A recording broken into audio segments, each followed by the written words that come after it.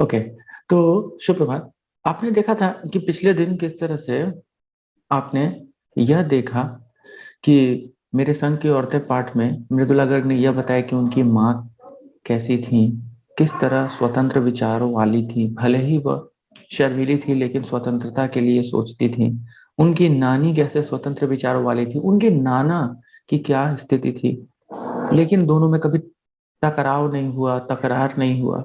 दोनों एक दूसरे के साथ माने ना उनको वो समझौता करने के लिए प्रेरित करते थे, और ना कभी नाना जी ने नानी को किया और ना नानी ने कभी नाना जी को किया।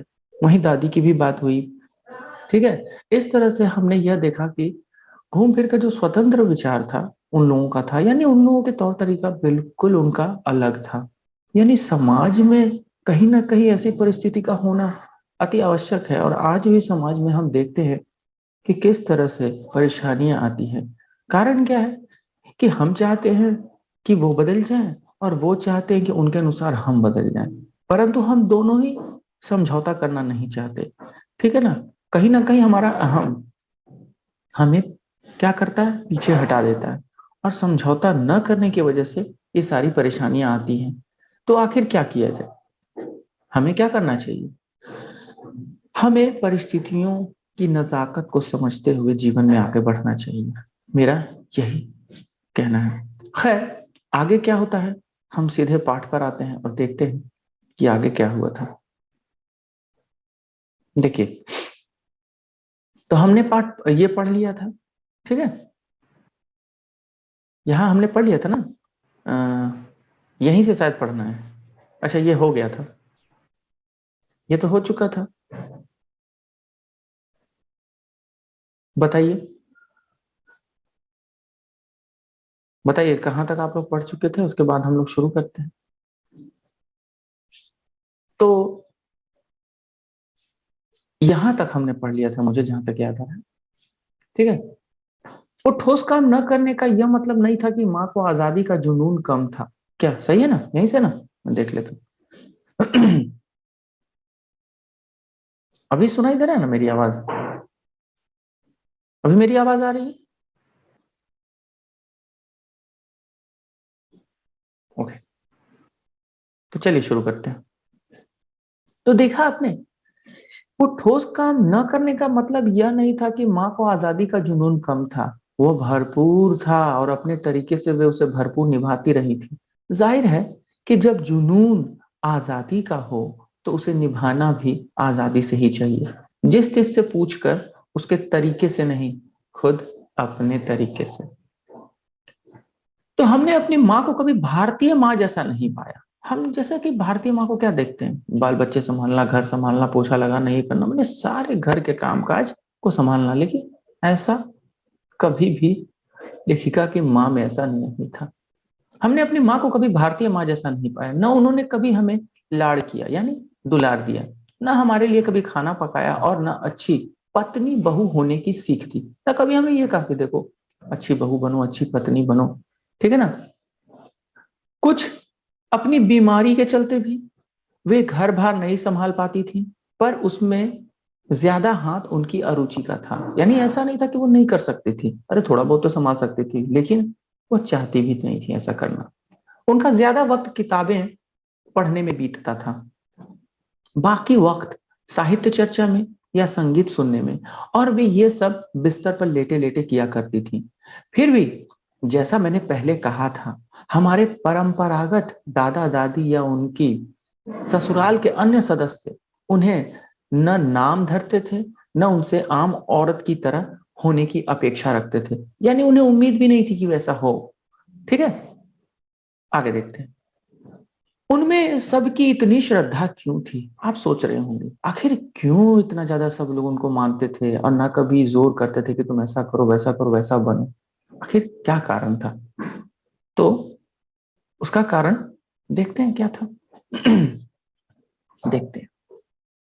जबकि वह पत्नी, मां और बहू के किसी प्रचारित कर्तव्य का पालन नहीं करती थी, जैसा कि हमेशा से चलता चला आया है कि इस तरह पत्नी को होना चाहिए, बहू को होना चाहिए, या मां को होना चाहिए, लेकिन उनमें तो ऐसी बात ही नहीं थी। फिर क्यों सब लोग इतना उनको मानते थे? जरा ध्यान दीजिएगा। साहबी खानदान के रोब के अलावा मेरी समझ में दो कारण आए हैं। यानी ऐसा नहीं कि वो साहबी खानदान से थी इसलिए, आप हो सकता है ये सोच रहे हो कि कारण ये रहा हो, लेकिन उसके अलावा भी दो ख्याल, दो विचार लेखिका रखती हैं। वो क्या? पहला, वे कभी झूठ नहीं बोलती थी, सबसे बड़ी बात। ठीक है, कोई भी इंसान किसी को क्यों मानता है, उसका यह कारण है कि वो कभी झूठ न बोले। दूसरा क्या था? वे एक की गोपनीय बात को दूसरे पर जाहिर नहीं होने देती थी कभी भी। अगर किसी ने कोई बात कही तो उसकी बात जाकर तीसरे को नहीं बताती थी। ये दोनों बहुत महत्वपूर्ण था। इस वजह से कभी भी उन्हें परेशानियों का सामना नहीं करना पड़ा। ठीक है ना, हमेशा लोग उसे मानते थे। आगे देखते हैं। तो देखिए, पहला मतलब क्या? वो झूठ जो नहीं बोलती थी उसके कारण। पहले के कारण उन्हें घर वालों का आदर मिला हुआ था, सब लोग बहुत ज्यादा मानते थे क्योंकि वो हमेशा सच बोलती थी। और दूसरे के कारण, यानी दूसरों की बात जब दूसरों को नहीं बताती थी, किसी तीसरे को, तो यहां पर क्या होता था? दूसरे के कारण बाहर वालों की दोस्ती, बाहर वाले भी उनसे दोस्ती करना चाहते थे। दोस्त वे हमारी भी थी, माँ की भूमिका हमारे पिता बखूबी निभा देते थे। देखिए, माँ की जगह पिताजी ने ले लिया था, यानी पिताजी ही माँ की भूमिका निभाते थे। मुझे याद है, बचपन में भी हमारे घर में किसी की चिट्ठी आने पर कोई उससे यह नहीं पूछता था कि उसमें क्या लिखा है। आपके घर में अगर कुछ आए आपके नाम से, तो जाहिर सी बात है सब लोग जानना चाहेंगे कि क्या है, क्या लिखा हुआ है। और ये तो खैर ससुराल में थी, बात ही छोड़ दीजिए। अपने घर में ही तो हम लोग पूछेंगे, तो ससुराल की तो बात ही अलग है। मुझे याद है, बचपन में भी हमारे घर में किसी की चिट्ठी आने पर कोई उससे यह नहीं पूछता था कि उसमें क्या लिखा है, भले वह एक बहन की दूसरे बहन के नाम क्यों ना हो। ठीक है, तो ये बात थी। और माँ यह जानने को बेहाल हो कि बीमारी से वह उबरी या नहीं।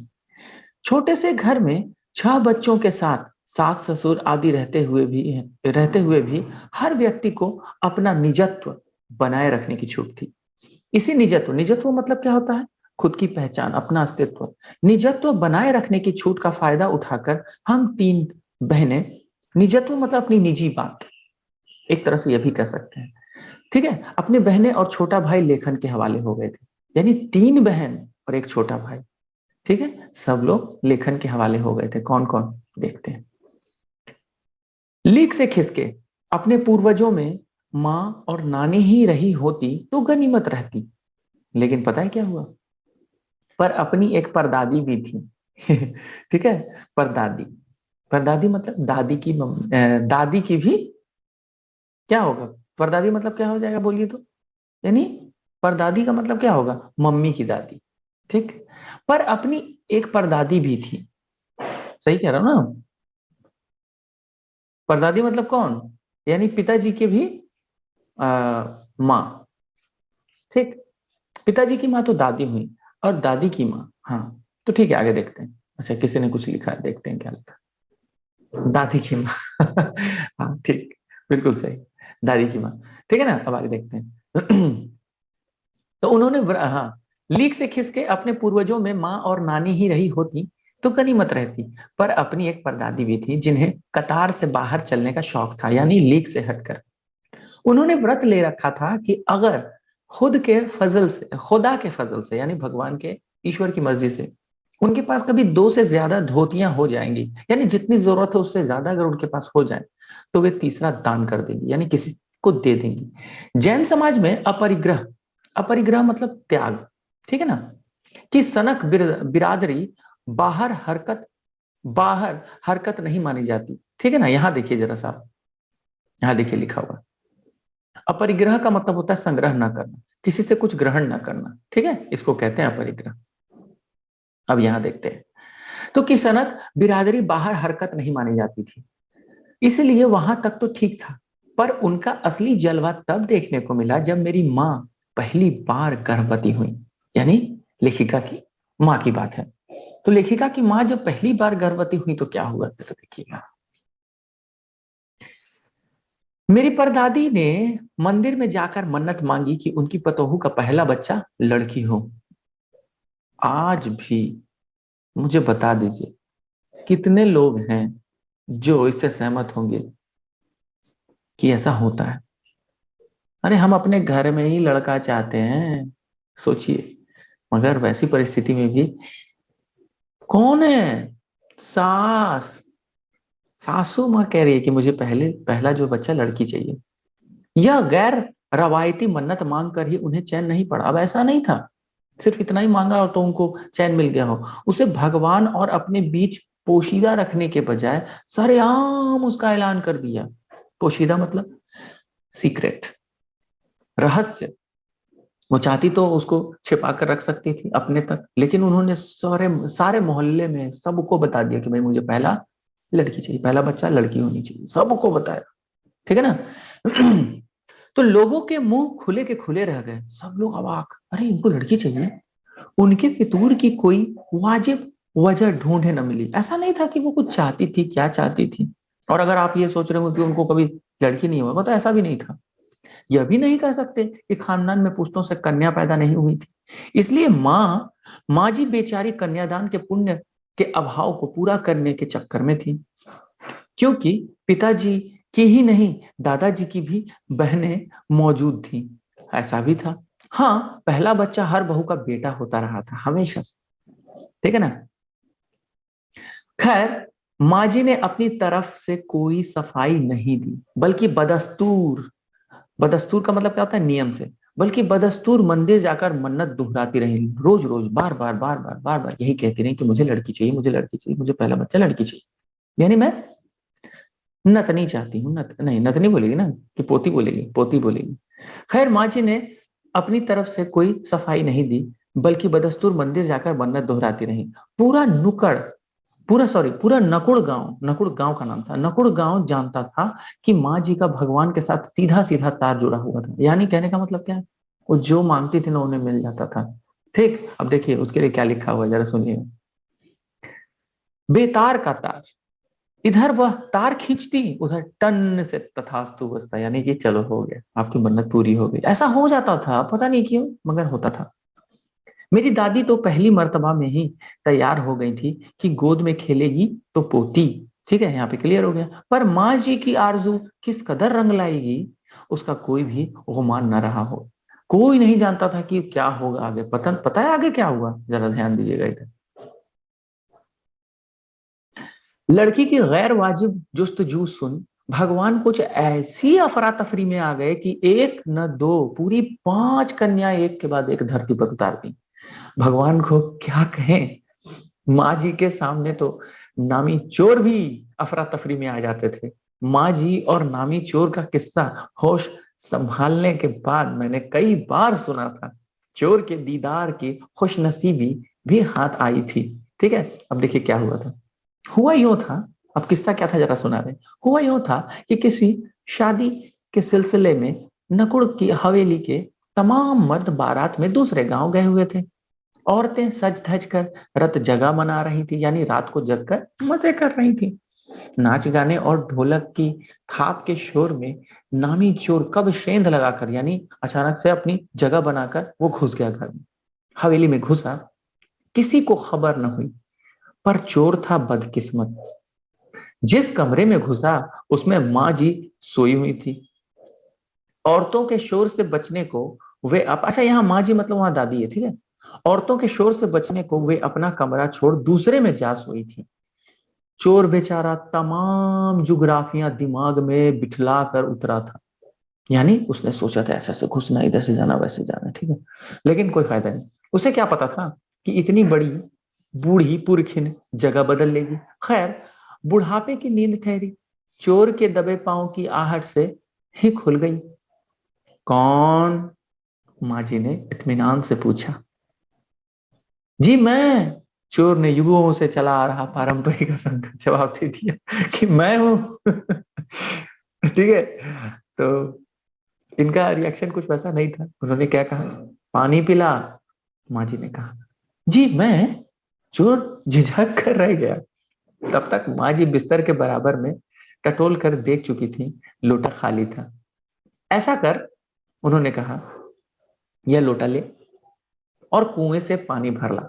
पर देख, कपड़ा कसकर बांधे रखियो और तरीके से छानियो। कहने का मतलब है पहले जो कुएं से पानी निकाल कर पिया जाता था, इसलिए कपड़ा रखकर उसको छान लिया जाता था ताकि कोई गंदगी, कीड़ा या और कुछ न जाए। तब तक माँ जी बिस्तर के बराबर में टटोल कर देख चुकी थी, ठीक है ना। अब देखिए क्या हुआ। तो वो चला गया बांधने। चोर घबरा गया। अंधेरे में इन्होंने कैसे जाना कि उसके मुंह पर कपड़ा बंधा है, पता नहीं। और कमरे में, और सॉरी, और कमर में भांग, यानी उसके कमर में भांग था। तो कहीं ना कहीं खुशबू से या कुछ से पता चल गया होगा। भगवान से उनका तार जुड़े होने की खबर उसे थी, यानी उस चोर को। पर बुढ़िया भी भांग भी छानती होगी। भांग खाती थी। मतलब बुढ़िया जो है, पर बुढ़िया भांग भी छानती होगी, एकदम यकीन न हुआ। इसी से कुछ हैरान परेशान हो उठा। क्या ये भांग खाती है? जल्दी कर भाई। तभी माँ जी ने कहा, बड़ी प्यास लगी है, ठीक है। पर मैं तो चोर हूं, देखिए उसने बता दिया बेचारा सीधा। मैं तो चोर हूं। मारे घबराहट और धर्म संकट के चोर सच कह गया। आगे देखिए। हुआ करे। बोले ठीक है तो है, क्या फर्क पड़ता है। माँ जी ने कहा, प्यासे को पानी तो पिला, पर देख मेरा धर्म ना बिगाड़ियो। लोटे के मुंह से कपड़ा ना हटाइयो, हाथ रगड़ कर धो लीजियो, और पानी कपड़े से छान कर भरियो। यानी ये सारी चीजें उन्होंने कहा कि देखो भाई मेरा धर्म मत बिगाड़ना, ठीक है ना। बढ़िया से उसको धो धा के और बढ़िया से कपड़ा रखकर छान कर पानी लाना, ठीक है ना, मेरा धर्म मत बिगाड़ना। आप चोर के हाथ पी लोगी, यानी मैं आपको पिलाऊंगा पानी तो आप पी लीजिएगा। कहा, कहा ना, रगड़ कर धो लीजिए, अच्छे से धोना। सब नाच गाने में लगे हैं। तेरे और भगवान के सिवा कौन धरा है जो पिलाएगा, बता। सब लोग तो मतलब यहाँ पे जो है परेशान है। सब लोग अपने अपने में व्यस्त हैं। तब माँ जी ने लोटे का, अब क्या हुआ, भगवान वहीं कहीं उसके बराबर में धरे हैं। सुनकर चोर कुछ ऐसा अकबकाया कि लोटा उठाकर चल दिया। पूरी एहतियात, यानी एहतियात मतलब सोच समझकर, यानी पूरी जिम्मेदारी के साथ, पूरी एहतियात के साथ पानी भरकर लौटा। तो पहरेदार ने धर दबोचा। कुएं पर देख लिया गया था। तब माँ जी ने लोटे का आधा पानी खुद पीकर बाकी चोर को पिला दिया और कहा, एक लोटे से पानी पीकर हम माँ बेटे हुए। अब बेटा चाहे तू चोरी कर चाहे खेत। देखिए इस तरह की थी वो। अब क्या हुआ, अब क्या करे। बेटा बेचारा किस लायक रह गया होगा। सो रोमांचक धंधा छोड़ खेती से लगा। सालों साल लगा रहा। जब मैंने उसे देखा तो बड़ा भल मानुस, ठीक है, भला मानुस बूढ़ा लगा मुझे, डरा डरा हैरान सा। अब खानदानी विरासत कहिए या जीवाणुओं जीवाणुओं जीवाणुओं यहाँ पे किसको कहा गया है, खानदान के लोगों को, जीवाणुओं का प्रकोप, कि उन दो सनकी बुढ़ियों के बीच मैं अच्छी फंसी। यानी कौन, देखिएगा। एक तरफ माँ जी के चलते अपने लड़की होने पर कोई हीन भावना मन में नहीं ऊंची, जैसा कि अक्सर आज के समय में लोगों को लगता है। एक पल के लिए जरूर सोच देती हैं लड़कियां, काश में लड़का होती, कितना मजा आता। हम लोग भी मजे करते, एक दूसरे को गाली गलौज करते, घूमते फिरते, आराम से जब मन करता निकल जाते। यानी हम पर कोई रुकावट नहीं होती, कोई रोक नहीं होता, कोई भी अड़चन नहीं होता, ठीक है। दूसरी तरफ नानी के चलते देश की आजादी को लेकर नाहक रोमानी हो ही रही, यानी हमेशा देश की आजादी के लिए भी सोचती रही। अच्छा, तो मैं काफी आगे बढ़ा। मैं आप लोगों से पूछना चाहता हूँ, क्या किसी को कुछ पूछना है तो आप पूछ सकते हैं। आप हैंड रेज करिए तो मैं प्रश्न आपका रख लूंगा। किसी को कुछ पूछना है, या समझ में आ गया तो हाथ उठा दीजिए।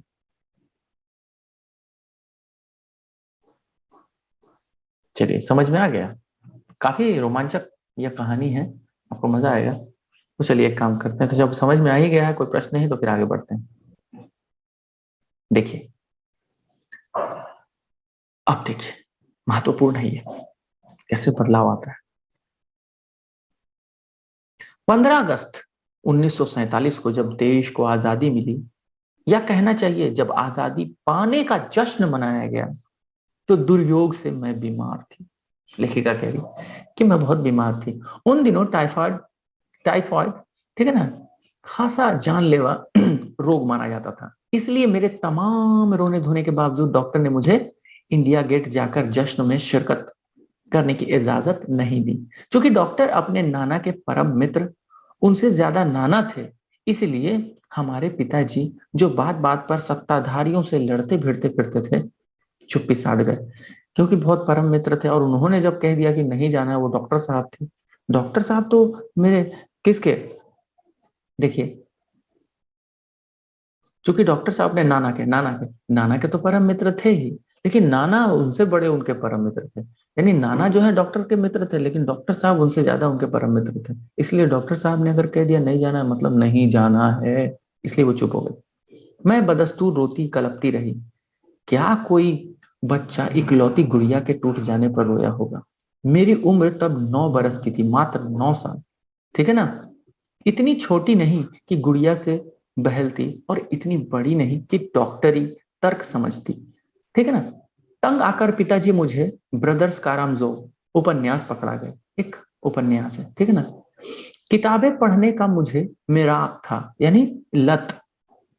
सो जब कुछ जब कुछ देर बाद मैंने देखा कि पिताजी को छोड़कर घर के बाकी सब प्राणी पलायन कर चुके थे, और पिताजी दूसरे कमरे में बैठे अपनी किताब पढ़ रहे थे, तो रोना धोना छोड़कर मैंने भी किताब खोल ली।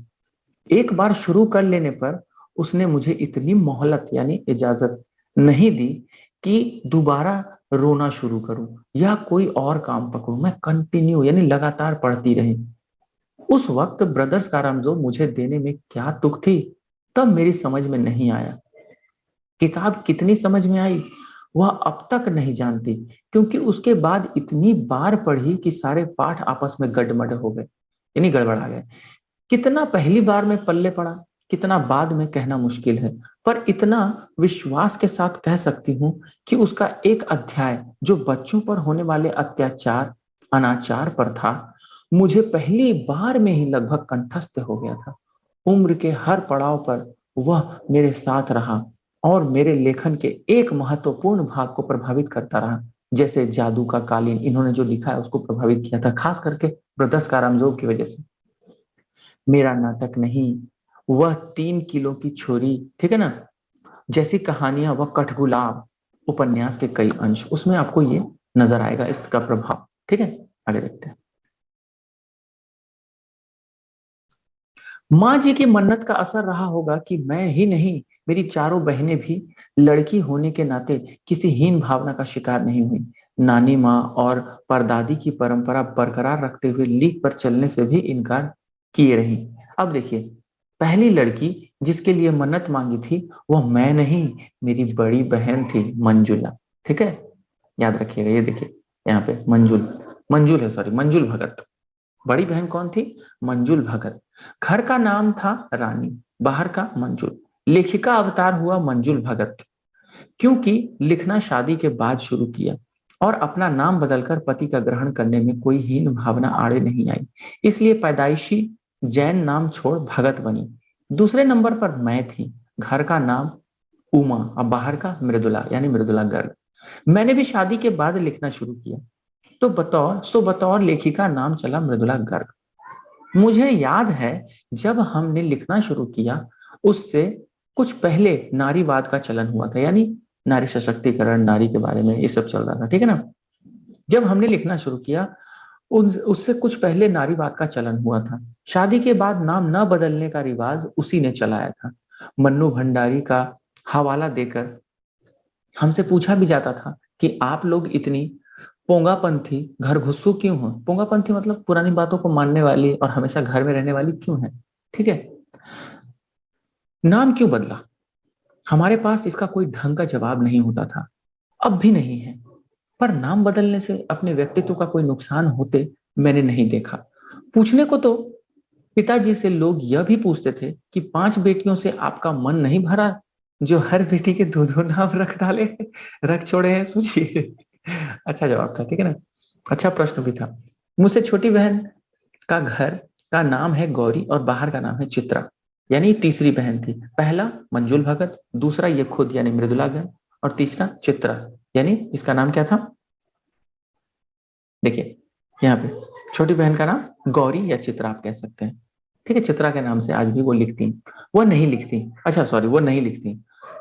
तीसरी बहन नहीं लिखती है, यानी पहली और दूसरी लिख रही है। उसका कहना है वह इसलिए नहीं लिखती क्योंकि घर में कोई पढ़ने वाला भी तो चाहिए। खैर, उसके बाद जब चौथी पांचवी बेटी पैदा हुई थी, पिताजी ने इतनी बात जमाने की सुनी कि उनका एक एक नाम ही रखा, रेणु और अचला। यानी अगली जो थी वो कौन थी? रेणु और अचला। 5 बहनों के बाद एक भाई हुआ, राजीव। यानी मजे की बात यह है कि बीच की 2 बहनें ही लेखन से बची रही। कौन कौन? आप अगर देखें तो अभी चित्रा और रेणु, ठीक। लेकिन देखते हैं आगे। मजे की बात यह है कि बीच की 2 बहनें ही लेखन से बची रही, अचला और राजीव, फिर यानी जा फंसे। तो देखिए, है ना, यहां पर कौन कौन बहनें थी? अगर आप देखें तो रेणु और अचला। तो रेणु और जो तीसरी बहन कौन थी? चित्रा। रेणु और चित्रा नहीं लिखती थी, अचला लिखती थी। यानी अगर मैं आपको याद दिला दूं तो सबसे पहले जो है मंजुल भगत है, दूसरा मृदुला गर्ग है, तीसरी और चौथी, यानी तीसरी कौन है? चित्रा, और चौथी कौन है? रेणु। वो नहीं लिखती थी, लेकिन जो पांचवी थी वो अचला, वो लिखती थी। और भाई राजीव वो भी लिखता था, लेकिन कौन सी भाषा में, देख लेते हैं। तो 5 बहनों के बाद एक भाई हुआ, राजीव। मजे की बात यह है कि बीच की 2 बहनें ही लेखन से बची रही, अचला और राजीव, फिर उसमें जा फंसे। अचला अचला मुझसे 8 साल छोटी है और वक्त के बदलाव की लाज रखते हुए अंग्रेजी में लिखती है। ठीक है ना? कौन? अचला। ठीक है ना, अचला अंग्रेजी में लिखती है, पर राजीव फिर हिंदी के हवाले। यानी 3 लोग हिंदी में और 1 लोग अंग्रेजी में लिखते हैं। ये बात तो समझ में आ गई, है ना? तो बताइए, यहां तक सबको समझ में आया? तो हाथ उठा दीजिए, और अगर कोई प्रश्न है तो भी। सबको समझ में आ गया? और बाकी के लोग? सब लोग समझ गए? चलिए ठीक है, फिर आगे बढ़ जाते हैं हम 4 लिखते हैं और तमाम खानदान हमें पढ़ता है। मेरे ससुराल में कोई मुझे कोई नहीं पढ़ता। इस तथ्य को हजम करने में मुझे काफी वक्त लगा, फिर उसके फायदे भी नजर आने लगे। कम से कम घर के भीतर तो मुझे हिंदी आलोचना बुद्धि से दो चार नहीं होना पड़ता। खैर, अब वो कहती हैं कि मैं अपनी नहीं, उन अदेवियों की बात कहना चाहती हूं जो परदादी की मन्नत के नतीजतन धरती पर आई और लेखक नहीं बनी। कौन कौन? चित्रा और रेणु, ठीक है ना? चित्रा और अचला, है ना? कौन कौन थे भाई दोनों नाम? जरा यहाँ हम लोग देख लेते हैं। अगर आप ध्यान दें तो रेणु और अचला थे ना। हाँ, चित्रा और रेणु, मैंने सही कहा था। चित्रा और रेणु नहीं लिखती थी, तो उन दोनों के बारे में अब यहाँ जरा सुनिएगा। वो भी बड़े मजेदार है इस घटना में, ध्यान से सुनिए। तो खैर, मैं अपनी नहीं, उन अदेवियों की बात कहना चाहती हूँ जो परदादी की मन्नत के नतीजतन धरती पर आई और लेखक नहीं बनी, यानी रचनाकार नहीं बनी। ठीक है, देखते हैं। जैसा, तो जो, एक मिनट, नहीं बनी, जो बनी उन्हें सांस लेने की जरूरत कुछ ज्यादा हो। ठीक, समझ में आता है। जैसा मेरे पिताजी ने एक बार मंजुल से कहा था, कोई दम नहीं घुटता, सांस लेने की जरूरत ही ज्यादा है। पर यहाँ तो हम शेर तो गैर लेखिका बहनें सवा शेर थी, यानी कोई किसी से कम नहीं था। चौथे नंबर वाली रेणु का आलम यह था कि गर्मी की दोपहरी में स्कूल से वापसी पर जब गाड़ी उसे और उससे छोटी बहन अचला को बस अड्डे से लेने जाती तो रेणु उसमें बैठने से इनकार कर देती। क्या कहती? उसका कहना था कि यूं थोड़ा सा रास्ता गाड़ी में बैठकर तय करना सामंतशाही का प्रतीक था, जो शायद जो शायद था, पर साथ ही पिता के अतिरिक्त लाड़ का भी, और रसोइये को खाना खिलाकर जल्दी फारिग, ठीक है ना, फारिग करने की लाचारी का भी। फारिग का मतलब देखिए यहाँ पे लिखा हुआ है कार्य से निवृत्त, अच्छा, उससे छुटकारा पाने के बाद लाचारी का भी। माँ तो तब चीजों से उदासीन रहती थी, पर पिता काफी कुढ़ते भूनते जब देखते कि अचला गाड़ी में बैठी चली आ रही है और रेणु पीछे पीछे पसीने में तरबतर, खरामा खरामा मतलब धीरे धीरे। बचपन में एक बार चुनौती दिए जाने पर उसने जनरल थिमैया को पत्र लिखकर उनका चित्र मंगवा लिया था, जो एक मोटरसाइकिल सवार जवान आकर उसके हाथ में दे गया था। पड़ोस में उसका रुतबा काफी बढ़ गया था। गाड़ी में बैठने के साथ उसे इम्तिहान देने से भी परहेज था। स्कूल तो जैसे तैसे पास कर लिया, पर जब बीए का इम्तिहान देने की बारी आई तो वह अड़ गई। अब पहले मुझे समझाओ कि बीए करना क्यों जरूरी है, तब मैं इम्तिहान दूंगी। अगर मुझे यकीन आ गया कि हाँ कोई फायदा है, वरना नहीं। हमने तरह तरह के तर्क दिए। माँ ने कहा, पिताजी से पूछा, लेकिन अंत में जो होता है वही हुआ। पता है क्या? देखिए, पिताजी ने कहा, नौकरी कर पाओगी, शादी कर पाओगी, लोग इज्जत से देखेंगे, वगैरह वगैरह। कोई तर्क विश्वसनीय नहीं लगा, न रेणु को, न खुद उन्हें। आखिर उन्होंने उसी कुतर्क का सहारा लिया जो युगों से माँ बाप के काम आता रहा। पता है क्या? कहा, बीए करो, क्योंकि मैं कह रहा हूं करो। रेणु ने बीए कर तो लिया, पर सिर्फ पिताजी की खुशी के लिए, यानी पास होने लायक नंबर लाकर। सच बोलने में वह माँ से भी ज्यादा माने 2 कदम आगे है। गनीमत यह है कि आधा समय उसके सच सुनकर लोग सोचते हैं वह मजाक कर रही होगी, इसलिए बिना मेहनत वह लोगों को हंसाए रख लेती है। क्यों? हमेशा सच बोलती है, लोगों को लगता है मजाक कर रही है। आज भी उसे कोई इत्र भेंट करता है, इत्र मतलब होता है परफ्यूम, इत्र भेंट करता है तो वह कहती है, नहीं चाहिए, मैं तो नहाती हूँ। ठीक है। तो तीसरे नंबर पर है चित्रा। तो ये चित्रा के बारे में हम लोग बाद में जानेंगे, यहीं तक रहने देते हैं। तो अब बताइए, आपका कोई प्रश्न है कहीं से भी तो आप पूछ सकते हैं।